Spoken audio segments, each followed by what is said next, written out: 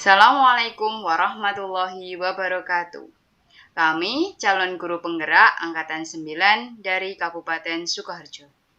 Di sini akan mempraktikkan demonstrasi kontekstual modul 2.3 coaching dalam supervisi akademik. Saya Fatimah Nurwaidah sebagai observer. Saya Jumiati sebagai coach. Saya Ita Agusti sebagai coach. Selamat menyaksikan. Assalamualaikum warahmatullahi wabarakatuh. Selamat pagi Bu Jumi. Bagaimana kabarnya hari ini? Waalaikumsalam warahmatullahi wabarakatuh. Alhamdulillah, Bu Nurul, keadaan saya sehat-sehat saja. Bu Nurul sehat? Alhamdulillah baik Bu Jumi. Baik Bu Jumi, hari ini Bu Jumi akan melakukan coaching. Pertama-tama perkenankan saya mengajukan pertanyaan kepada Ibu Jumi, mendiskusikan tentang rubrik penilaian kita hari ini. Baik Ibu Jumi, pada kegiatan coaching hari ini saya akan mengamati coach dan coachee dan akan menilai apakah sesuai dengan rubrik penilaian, apakah sudah sesuai dengan alur tirta atau belum. Kemudian bagaimana Ibu memberikan pertanyaan berbobot kepada coachee dan bagaimana coachee tersebut merespon atau menanggapi pertanyaan dari Ibu Jumi sebagai coach. Dan jangan lupa ya Bu Jumi, untuk disesuaikan dengan prinsip coaching, yaitu diantaranya kemitraan, proses kreatif, dan memaksimalkan potensi. Baiklah, pertanyaan yang pertama yang ingin saya tanyakan kepada Ibu Jumi yaitu, kompetensi apa yang akan Ibu kembangkan pada coaching kali ini?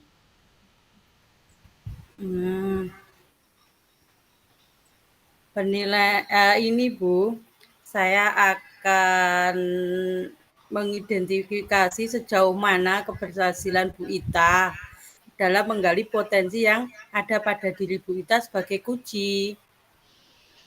Terus saya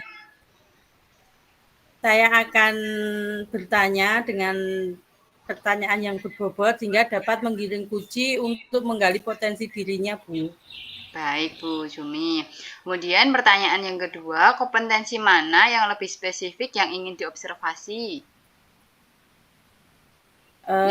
Kompetensi yang ingin diobservasi yang spesifik yaitu bagian identifikasi, karena terkadang bingung menentukan kata kunci, Bu. Baiklah Bu Jumi. Kemudian terkait dengan pertanyaan yang terakhir, terkait dengan indikator, yang bagian mana yang ingin Ibu dalami dalam proses coaching kali ini? Saya dapat menggali potensi coachee dengan indikatornya, misalkan Bu Ita bisa mengemukakan ide kreatif, bisa melaksanakan rencana aksi nyata, serta bisa mengatasi permasalahannya ketika melaksanakan rencana aksi nyata tersebut, serta Bu Ita dapat mempertanggungjawabkan aksi nyatanya. Baik Bu Jumi, nah itu tadi yang kita bicarakan hari ini. Kemudian Bu Jumi bisa melakukan proses coaching. Nah setelah Bu Jumi melakukan proses coaching, nanti kita bisa ngobrol-ngobrol lagi nggak Bu Jumi? Iya Bu, terima kasih.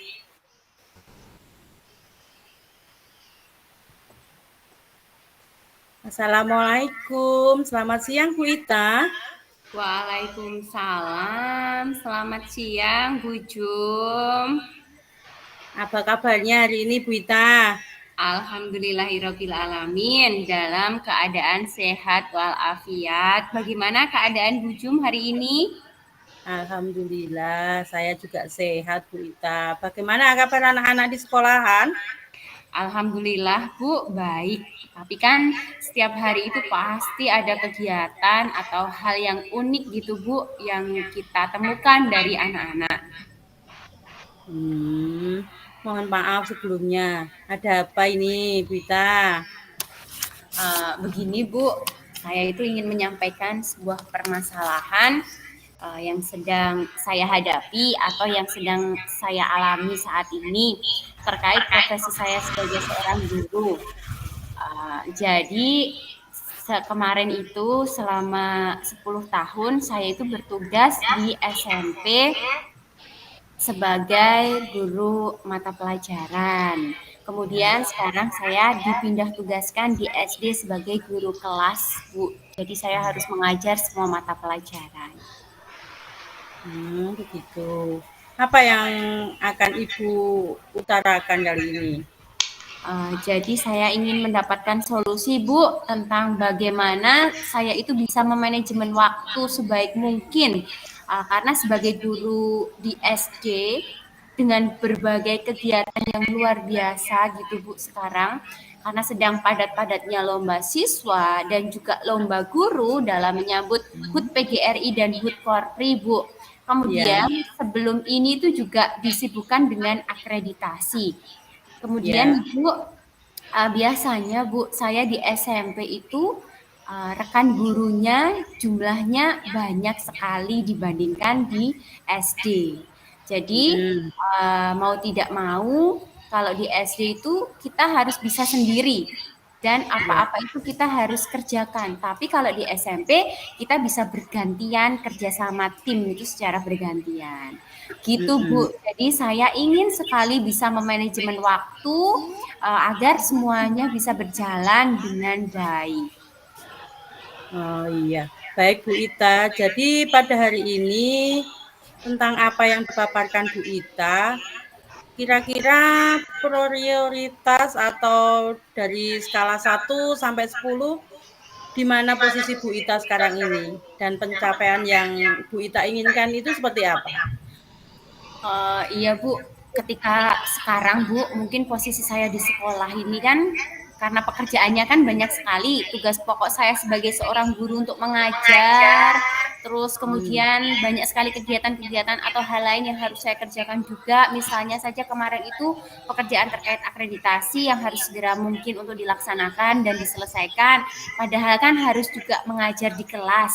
Ditambah lagi sekarang kan juga tadi yang seperti yang saya sampaikan sedang sibuk-sibuknya atau padat-padatnya kegiatan lomba untuk lomba anak-anak seperti Sispres dan juga kegiatan lomba guru lain. Jadi membagi waktunya itu kan sulit. Sudah habis seharian untuk mengajar di kelas, ditambah lagi lomba-lomba. Nah, kapan kita punya waktu untuk mengerjakan administrasi sekolah? Nah, kalau kita pulang ke rumah juga di rumah sudah beda lagi Bu. Jadi kita kalau sudah di rumah sudah urusan rumah. Kalau kita pulang ke rumah sudah bersama keluarga yang tidak mungkin juga kita terus-menerus membuka laptop. Belum lagi mengerjakan LMS. Nah mungkin posisi sekarang ini kalau menurut saya ada di posisi 6 Bu. Jadi mau mengerjakan ini ada yang terlewat, mau mengerjakan satunya tidak maksimal. Jadi nilainya masih di posisi 6 menurut saya. Iya, betul sekali ya yang apa yang diutarakan oleh Bu Ita. Sungguh memang manajemen waktu itu memang sulit ya Bu. Apalagi Bu Ita yang terbiasa di SMP dengan banyak rekan guru yang biasanya kerja sama tim dan bisa berbagi dalam melaksanakan tugas. Kemudian dipindah ke SD yang gurunya mayoritas sedikit. Nah, untuk menyikapi hambatan atau gangguan itu, kira-kira apa yang Ibu sudah mempunyai solusinya gitu loh. Apa Ibu Ita sudah punya solusi untuk mengatasi hambatan-hambatan tersebut? Jadi gini Bu, ini baru rencana saya. Saya itu mempunyai rencana untuk bagaimana saya bisa meningkatkan efektivitas saya dalam menjalankan rutinitas sehari-hari untuk memanajemen waktu, Bu. Jadi sekarang mungkin saya di posisi 6. Saya berharap itu nanti saya bisa di posisi menjadi 8, Bu. Jadi untuk memanajemen waktu, saya harus membuat skala prioritas.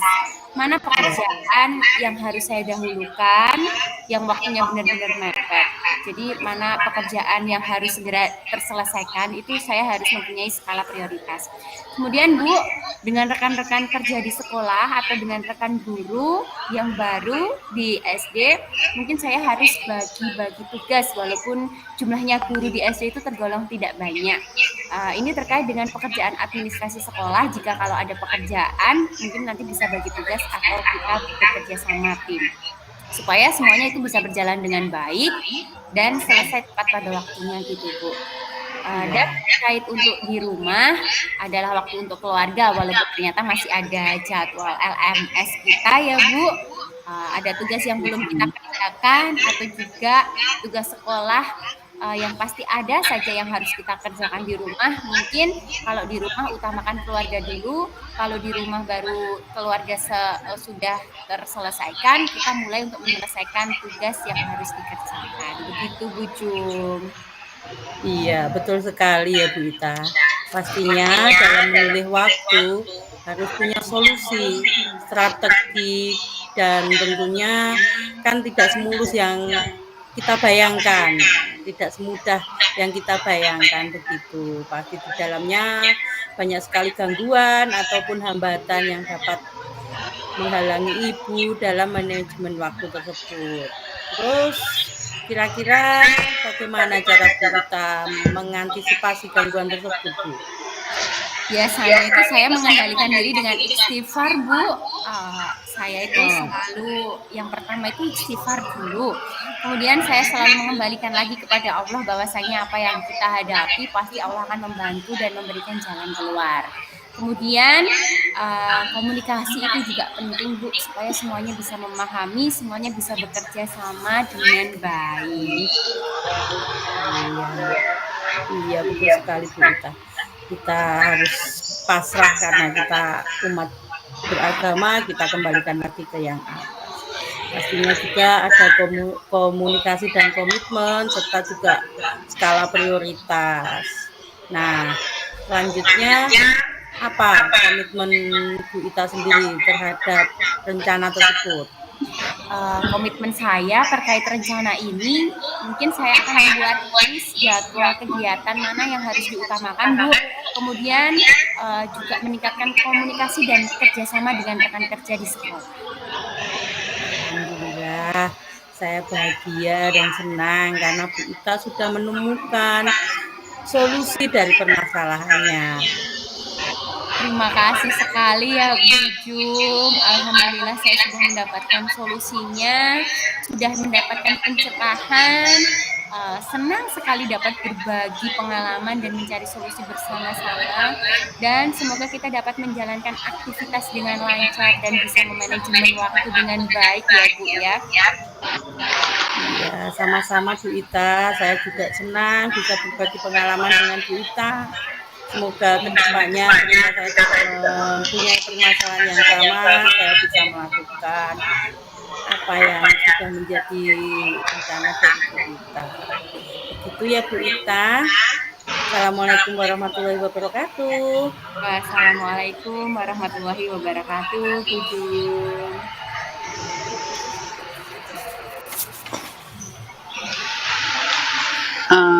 Baik Bu Jum, bagaimana hasil coaching hari ini?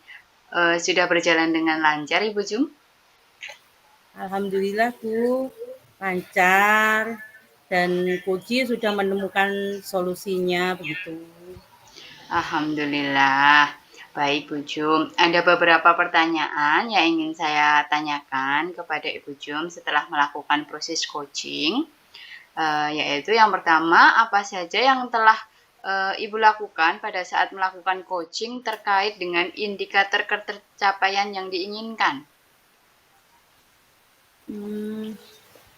Saya sudah melakukan coaching dengan menggunakan alur kita. Alhamdulillah juga sudah berjalan lancar, tinggal meningkatkan skill saya lagi sebagai coach dengan terus berlatih dan mencari literatur supaya bisa menambah ilmu sebagai bekal coach yang profesional nantinya Bu. Baik, Bu Jum. Sudah berhasil melakukan proses coaching sesuai dengan alur Tirta, sesuai dengan yang saya amati juga ada beberapa catatan, yaitu Bu Jum sudah melaksanakan proses coaching sesuai dengan alur Tirta, yaitu dengan menanyakan tujuan, identifikasi permasalahan yang ada dalam coaching, kemudian sudah mengarahkan coaching untuk mencari rencana aksi atau tindakan apa yang harus dilakukan coaching, dan juga Ibu sudah berhasil untuk menemukan rasa tanggung jawab agar rencana aksi yang akan dilakukan dapat berjalan dengan baik. Kemudian saya tadi juga sudah mendengar percakapan Ibu dengan Koci. Ibu sudah fokus dengan Koci, itu artinya Bu Jumi sudah ada presence atau kehadiran penuh. Ibu juga sudah mendengarkan aktif dan Ibu juga sudah mengajukan pertanyaan-pertanyaan berbobot sesuai dengan kata kunci yang disampaikan oleh Koci. Luar biasa sekali Ibu Jumi. Sudah berikan yang terbaik untuk coaching hari ini. Mudah-mudahan sukses ke depannya dan diberikan kemudahan lagi dalam kegiatan Amin. coaching selanjutnya.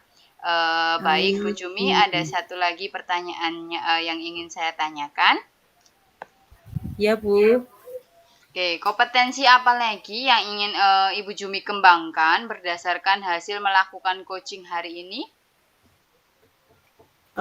Saya ingin bisa mengidentifikasi sebuah permasalahan dari diri seseorang, Bu, dan membuat pertanyaan-pertanyaan yang berbobot yang menggiring Koji dapat menemukan sendiri solusi dari permasalahan yang sedang mereka hadapi. Begitu, Bu.